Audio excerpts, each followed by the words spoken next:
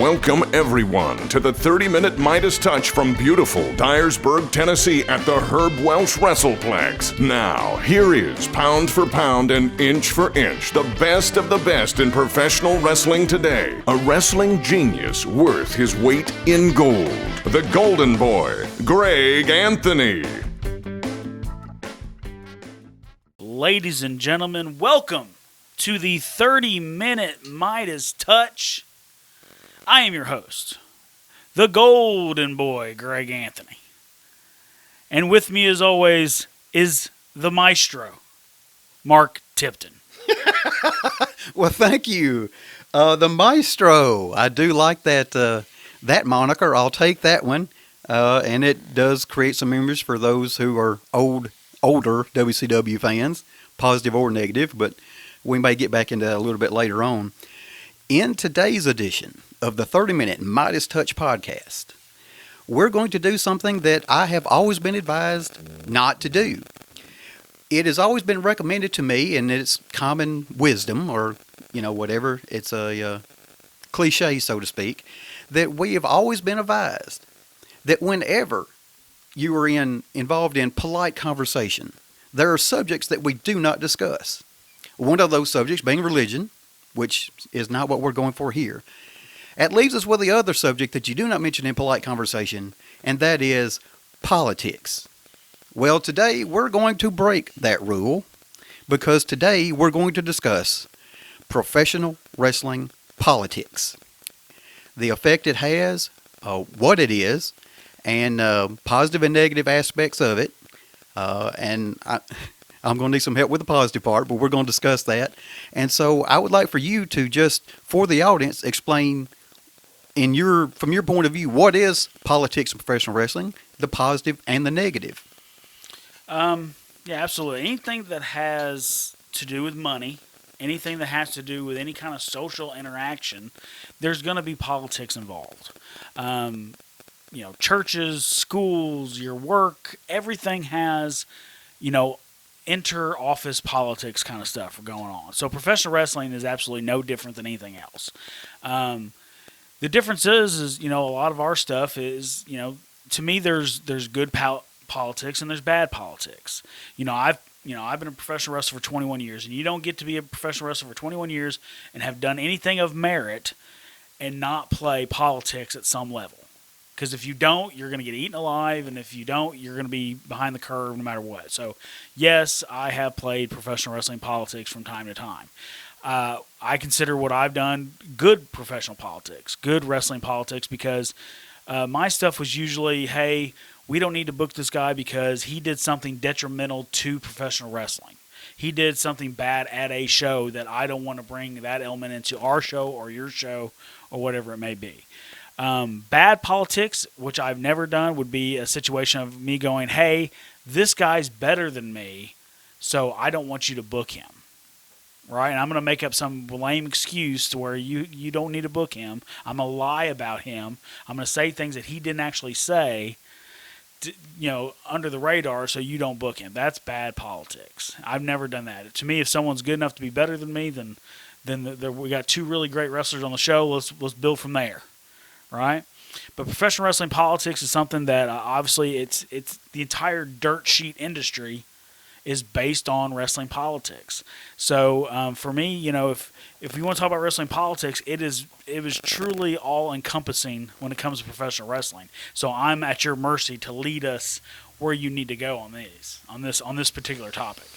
All right, I like that you made reference to the term office politics. It is something that is real and exists in every, pretty much every endeavor, and we all understand that. I guess the place I want to start is I want to take a little bit longer view. One of the examples of this is the NWA. Now, it historically was made up, there was a booking committee. It was a group of promoters who all worked together and, in cooperation. Now, when you do that, that means you're going to be political that means a booking committee means there's going to be a vote about which direction things go. So now you're talking about literally taking votes. Very political. Would you like to talk about the NWA and the politics of it? Yeah, like the old school NWA, like you said, it was all these territories, and yes, they were working together to have their own piece of the pie. You know, um, the negative situation it created was everyone had an agenda. Everyone wanted their guy to be the NWA World's Heavyweight Champion. So that became the politics of it. It was they're pushing for this guy. Of course, Fritz von Erich was pushing for one of his sons. Sam Mushnick was always pushing for Harley. It was just in the Carolinas, obviously the Crockett's were pushing for Flair and Dusty and guys like that. Florida was pushing for Dusty. See, everyone had their own little because if that guy became the world champion and those people already had an in to booking the world champion, already had a relationship with him, then it would pop their houses and they would make more money. And it was all money related. But yeah, it became one of those things where like when they needed votes, Fritz would get on the phone and call so-and-so, hey, vote for my kid, I'll send you so-and-so for 6 months. Oh. Yeah, see stuff like that. I mean, that's kind of where it kind of starts going into treacherous waters. But at the same time, like, what's he supposed to do? Not play politics? It's happening either way. So you can't really blame Fritz on that situation. But that's where it was. All right. Mentioning Fritz, there was an example that had come to mind as I thought about this prior to the podcast. There was and the historians out there may correct me if my recollection is incorrect, but I seem to recall on an occasion that Fritz von Erich had a show at the Cowboy Stadium. The main event of which, ended up with Kerry von Erich pinning the Nature Boy Ric Flair for the championship, and I believe it was with a backslide. I'm going out on the limb there, but I believe it was 100% correct. Backslide it was. Oh, that it was. But I also seem to recall that in a match I did not recall seeing promoted anywhere, approximately a week later, maybe less, Kerry von Erich lost that championship back, is the way it... Now, if my recollection is wrong, feel free to correct me, but would that be an example of where politics, because of the big event that Fritz was promoting and had going on at the Dallas Cowboy Stadium, it's certainly a big deal for his promotion, that may have been an example of where the politics of the situation played into a decision that the committee made in the direction of the NWA Championship. Yeah, absolutely. Well, the thing with that was obviously, like I said, for years, Fritz had been lobbying for one of the sons to win a title. So when David was on track to be the NWA World's Heavyweight Champion, he was a phenomenal worker. And obviously a lot of people liked him. Harley loved him, a lot of guys like that. So he was probably on track to be the actual world champion, but obviously he tragically died while in Japan. And so it became one of those things where Fritz was like, well, the Von Erichs, still deserve the title. So as a favor to the family, they dropped the title to Kerry. And like you said, Kerry lost it. I believe it was 18 days later. Oh, okay. 18 days. Well, thank you. I stand corrected. It was not long. It was not long at all. It was actually in Japan. I think he went to Japan, did a tour, okay, and lost it back. But that was one of those things. It was just for that moment, like you said. It was Texas Stadium, the whole thing, and it was it was actually the memorial show for David. So I mean, okay, you see what I'm saying? So like it was a big deal. So like, I mean that's one of the things. Obviously politics played a huge role in that. I mean, what else can you say? I mean. All right. When you mentioned Fritz and you were going straight down the line of thinking I was on that, yeah. and I appreciate that. But I wanted to cite an example. I like to cite examples that the audience, I hope, are like me. I'm a guy from the crowd, and there's things like this I remember, like the fact that it was a backslide. Why that stuck in my mind? I can see it happening right now. Yeah. For whatever reason, that was a big deal to me. One of the other aspects that kind of veers into politics, and it's one that may come up a couple of times, but I'm going to cite the example of the AWA for this example. One of the things is the concept of nepotism, and I'm going to refer to now Vern Gagne, obviously of the AWA. In that promotion, his son Greg was featured, and I have oft heard criticism leveled about the amount of spotlight that was given to his son. And that obviously can be political in its nature, I suppose. Yeah, absolutely. Anytime you get family involved, obviously there's going to be objectivity. It becomes a lot harder. Obviously Greg was someone that was actually pretty well respected, I believe, by the wrestlers, and he was a formidable wrestler. But yeah, the nepotism thing is always going to be there, just because Daddy owned the company. You know what I mean? Like we even had it in Tennessee with Nick Goulas. We had Nick Goulas and his son George Goulas. George Goulas apparently wasn't very good at all, and they would do things like they would make poor Bobby Eaton tag up with them as jet set. And, poor Bobby Eaton had to carry George Goulas around all these years. It's stuff like that. And there's that famous story about, I think Harley or one of the world champions came in to work George one time. And, he's kind of throwing punches at Harley, and he's saying, "Daddy said sail. Daddy said sail." Because, it was one of those things where the office had said, "Hey, make sure you sell for my kid," that kind of thing. So you can imagine how the politics of the NBA, the NWA goes, and something like that. That's one of those stories that Cornette has told several times. But yeah, anytime there's family members involved, it's a treacherous territory. To me, it should always be earned. You know what I mean? I was a booker for a company many, many years ago. And basically, this kid, his dad had started a wrestling company. And, of course, the kid was, he was catching all kinds of flack from wrestlers, because, it's his daddy's wrestling. You know what I mean? So my idea was, hey, let's go out there. Let's you put over every guy on the roster, 1, 2, 3, earn their respect, and then we'll go from there. Of course, they didn't go with my idea. He ended up, beating one of the top guys in the company one night. Oh. And it just created a monster. So I mean, it's one of those situations that if you have the foresight about it and you can think about it and you can actually head people in the right direction, you can make it work. But there is bad situations that stem from it, obviously. All right. Well, I apologize for my groaning interruptions.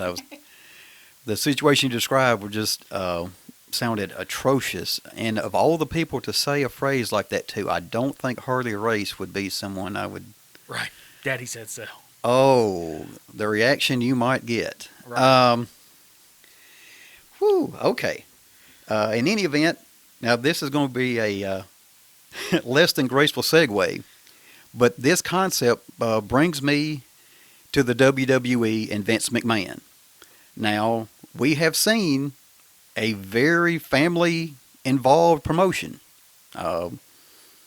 McMahon, at different times we've seen Miss McMahon, Stephanie, Shane, Vince himself being the champion. I believe he won the Royal Rumble one year. Mm-hmm. I'm stretching my make sure I have my facts straight. I hope I do. Is that something that is, that would have to be very political within the WWE locker room, I would think. Yeah, it's one of those things where, at the end of the day, it's Vince McMahon's money and he can do whatever he wants with it. That's kind of what this kind of boils down to, right?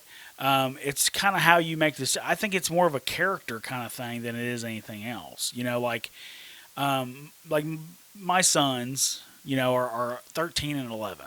They're on the cusp of maybe doing something in professional wrestling. One's refereeing a little bit right now, but the other's, obviously still just 11. The 13-year-old's 5'9", so I think he's okay right now.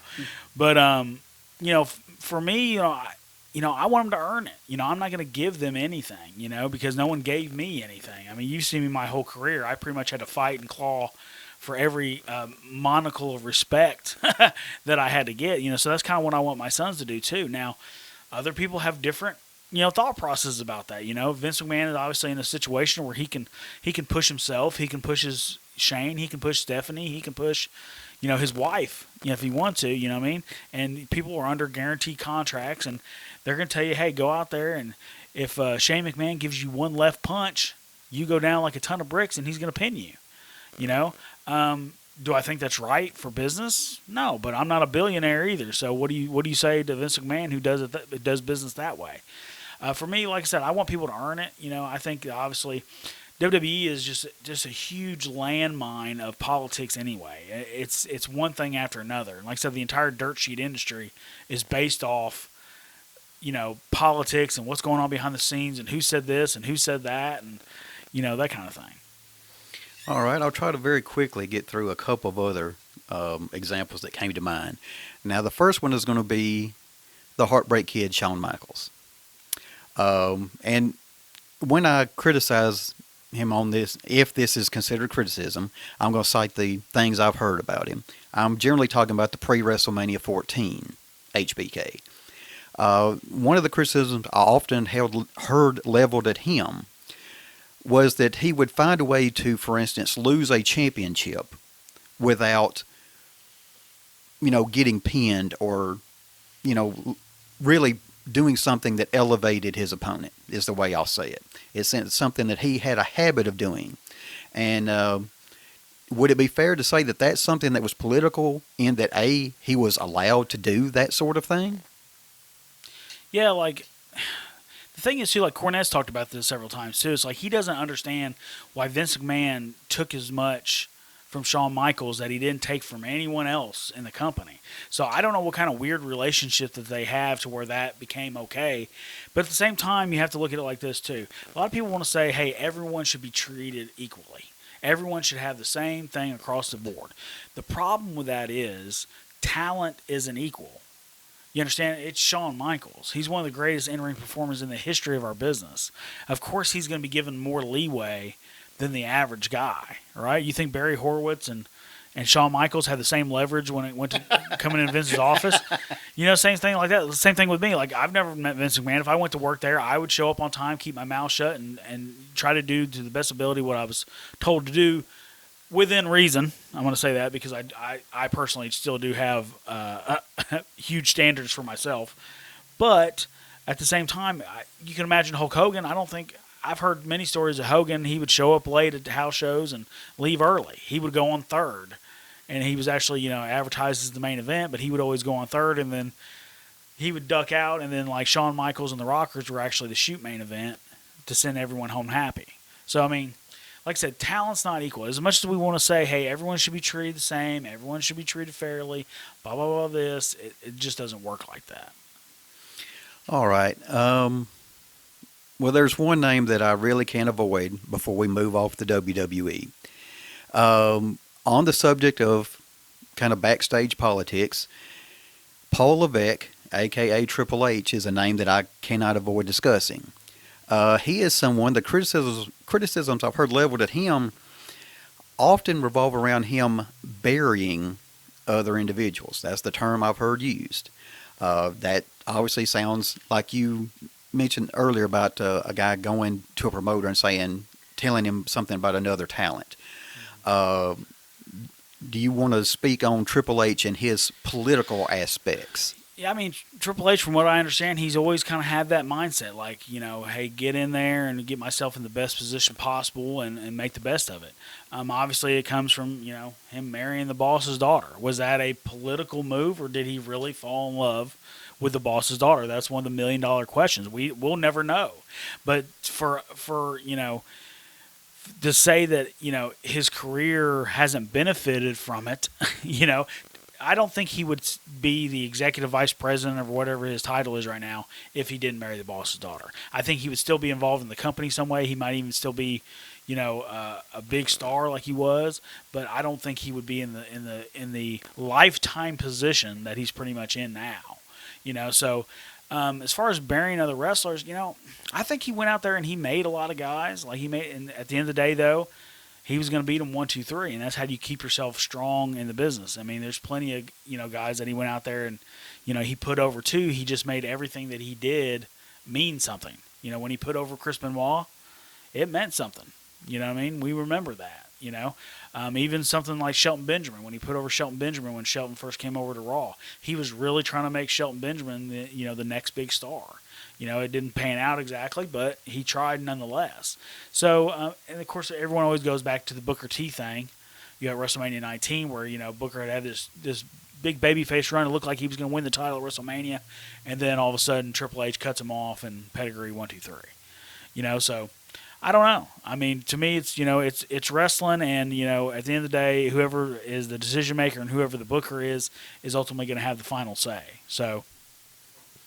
All right. I would like to move away from the WWE for a minute because on the subject of politics, I tend to view it from a negative perspective, just from a guy in the crowd, because when I see things in the ring that I think are political, it almost invariably seems to be negative from my perspective. So that's where I'm coming from.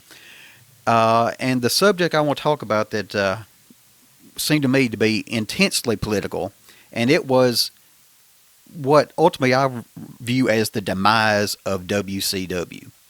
I saw examples that, rang out to me as being intensely political and not in the best interest of business in general. And, that company no longer exists for a reason.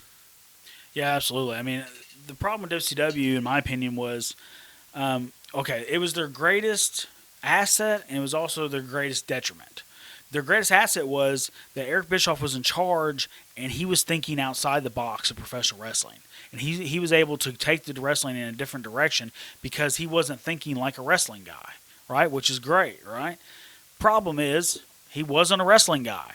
So when it came down to professional wrestling, that's where he made his mistakes. And one of the biggest mistakes he made was giving a lot of guys creative control over their character and their contracts and all that kind of stuff. And basically you created all these little cliques, pardon the pun, he created all these little cliques of different talents that were all trying to, lobby for position to get what they wanted out of the company. Whether it be money, whether it be airtime, whether it be titles, no matter what it was, right? When, Hogan picks up the phone and says, brother, I need that spot, or, whatever it may be, it becomes, like I said, politics, there's good politics and there's bad politics. Good politics is where you're using politics to do what's best for wrestling and the company itself, Bad politics is when you're using it to do just what's right for you, no matter what happens in the company. And I feel there was a lot of bad politics in WCW just because it was so cutthroat. Everyone was out for each other. No one really wanted to work together to get things over. I mean, sure, there's some shining examples like Randy Savage putting over DDP. He made DDP a star, in one night pretty much by doing that. And but like it's few and far between those moments. Everyone else was just kind of doing whatever they wanted to do. Inmates running the asylum. That's a very good description. Inmates running the asylum. Because and you mentioned creative control, because one of the examples that sprang to my mind about during the waning days of WCW, and I recalled where Jeff Jarrett was the champion and walked into the ring and literally laid down. Now, this was at the behest of Vince Russo, who was there at the time at ringside. And he literally laid down on his back and allowed Hulk Hogan to put his foot on his chest and pin him to become the champion at the time. He was handed the belt and left. They did go on later to say that championship was invalid and Booker T and Jarrett had a match and so forth. But to me, having that played out on a pay-per-view was a political aspect of the business having a direct and intensely negative impact on the product. Would I be fair in that? Yeah, I mean, and that particular situation is one of those things that, like, there's 18 sides of the story, and no one knows which one's true. And knowing all the people involved, we probably will never know the actual truth to any of it. But basically what it was they had agreed, hey, Hogan's going to put his foot on Jeff's chest and walk out with a title. Then Jarrett's going to win the title. And then he's going to go on as champion for a few months. Then Hogan's going to come back, and he's going to be champion. Jarrett's going to be champion, and they're going to clash somehow, right? Who's the real champion kind of thing, right? Well, apparently Vince Russo screwed them both because when Hogan walked out, he said he buried him and said that's his retirement thing, whatever, and did the thing. It was supposed to be like in a couple weeks, but they did it that night and made Booker T the champion, and it was like, well, what the hell? So it's like who double-crossed who's telling the truth, we'll never know. But it's just another one of those unfortunate WCW politic situations. All right. Well, I'd like to go back a little bit further in time as another example, and you can tell me if I'm off on this. There was a time where Ric Flair was having a contract dispute, and this was the time frame where he actually left and went to the WWE. And that championship he took with him. He took the physical championship belt with him. And obviously that is, you think is that another example of a place where the backstage aspects of their dealings with Ric Flair had a very, negative business impact? And would that be described as political to you? Absolutely. I mean, at the time, he was dealing with Jim Herd, and like we've said before, Jim Herd has an interview, about almost 2-hour interview on YouTube, and I actually went and listened to Jim Herd's interview. And once you hear his side of the story of some of this, some of it makes a little more sense. I still don't think he should have been in charge of a wrestling company because he didn't know anything about wrestling. But at the same time, he had been involved in the television aspect of wrestling since the 60s, apparently. And I didn't know that. So once you hear his side of the story, it takes on a different life. But yeah, him and Flair and Herd had kind of went back and forth the entire time, and basically Flair said when he was leaving, I'm taking the title with me, and Herd said, no, you can't. He said, well, I put down the down payment as champion. Every time you became champion, you put down, I think it was like $25,000 or something like that at the time, and it was supposed to gain interest, until you weren't champion anymore, and they would cash it back out, and the next guy would do it, right? Well, apparently they refused to give Flair his money back. So he's like, well, I'll just take the title. So he took the title to WWE, and that followed the real world champion, and WCW finally had to file an injunction. They started blurring out. Yes, the title. I remember the blur. Yeah, they started blurring out the title, the digitized stuff like that. So yeah, I mean, and that's just one scenario, but I mean, there's so many different ways that politics have hindered careers and things like that. Like, Sir Mo, who a lot of people know from our area, it's not my story to tell, but basically, he pissed off Shawn Michaels, and he had to endure the politics of Shawn Michaels in that era, So it's one of those things, like, promoters can be fickle sometimes. You understand? Promoters and bookers and wrestlers in general, we all kind of have an ego a little bit. Obviously, we wouldn't be in professional wrestling if we didn't have a little bit of it, So, sometimes people get their feelings hurt pretty easy, If you go in and disrespect, like, one of my veterans on my show, and you're a young guy, I'm going to tear you a new asshole, and you're probably never going to be back. And then, as a wrestling promoter and as a wrestling booker and someone that's, whose opinion is respected, when other promoters ask me about you, I'm going to tell them what my experience was. That isn't bad politics. That is someone playing politics to help the business. You have to learn that not to disrespect people that are trying to help you. And we've had that situation several times over the years. People who refuse to put people over, or people who refuse to do this or do that, or, guys that hit on your wife. You know what I mean? Like, people who steal each other's girlfriends and then they're expected to still do business together. You know what I mean? It's stuff like, it's like there has to be a little bit of a decorum between professionals. If you're not going to act like a professional, then we're going to call you out on it. You know what I mean? To me, that's good politics. Bad politics, like I said before, is when you're doing it just out of spite, or, just for your own selfish gain. All right, I very quickly want to try to get this in if I can. This is something that sprang to mind as I was watching the pre-show for the most recent TakeOver event. And during that, there was an interruption from off stage, and I heard a familiar voice, saying, let me talk to you. Pardon the poor impersonation. But upon hearing the voice, I know exactly who that is. And, dummy, yeah, or yeah, and all those things. Before walking on the screen, the individual walked on the screen and proceeded to tell me that his name was L.A. Knight. And as an audience member, my response was, no, you're not. I'm talking about Eli Drake. Now, the trademarking of ring names is something that has confused me because it is not universal.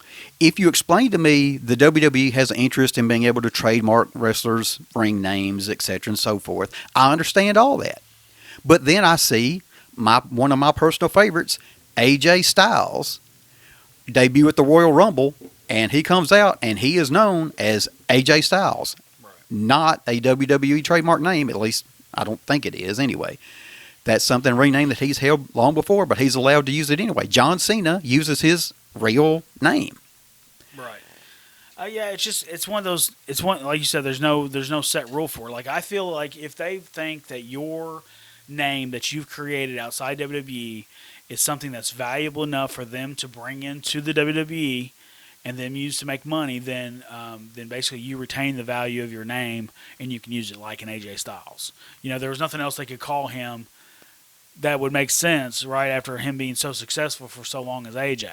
But like we've seen it with Samoa Joe, we've seen it with, but even Kevin Steen, to the level that he had success, he had to change to Kevin Owens. El Generico became Sami Zayn. There's been changes. And most recently, like you said, with Eli Drake and the LA Knight thing, I guess they just didn't feel like Eli Drake was either a big enough brand to go ahead and give it the WWE rub by calling him Eli Drake, or they didn't like the name at all. Maybe they think it's too close to Elias. I don't know. There's several reasons that it could be, but yeah, it's always kind of bothered me too, because like obviously, if I got to work there, I would love to be Greg Anthony, because that's all I've ever been, right? So, but to be Tyler Adams, when I obviously have no concernable relationship with the names Tyler or Adams, it doesn't feel real to me, but it is what it is. So I don't know. I'm not exactly sure how they make that assumption. Well, thank you for letting me get that in, and I will very quickly mention the Dudley Boys being referred to as Team 3D in Impact Wrestling is something I will hate until the end of time. That they were the Dudley Boys before WWE and after. They were always the Dudley Boys. That Team 3, that was an abomination. But I do see that I believe we're over time as it is. Yeah, we're very close here to almost 32 minutes. Can you believe that? We're going to set new records on this thing one day. But as always, it's been fun talking wrestling politics with you today. I am the Golden Boy Greg Anthony, for my co-host, the Maestro. The Maestro. Yeah, speaking of WCW. That's why you were the Maestro, because like politics, you were playing the band. Yeah. The Maestro, Mark Tipton. Thank you and good day.